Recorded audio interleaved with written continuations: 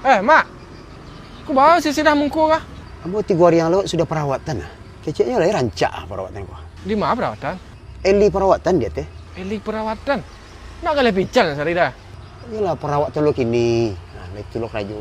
Ya kalau perawatan tu nak bisa sama sembarang orang di rumah. Perawatan tu nak jalan ke dokter, ke klinik gitu ah. Maunya di mana tuh? Klinik rancak tuh? Nah kalau dia jalan ke klinik kecantikan Athena mah. Itu lah, tahu ambo tuh. Tahu ambo kalau itu. Anda kawan lah sebentar lah. Ini sibuk mak. Mak selepas seorang. Ada. Lah apa yang mau tahu? Ada mak. Yo, basau kan dewa. Ba tutup ba, buka yang taruh. Nah, dari jam 9 sampai jam 6 Sanjo.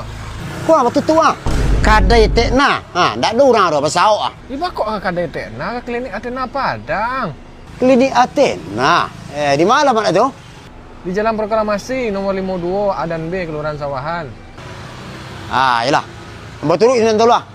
Mak, kau jangan sok-sok cadik tadi.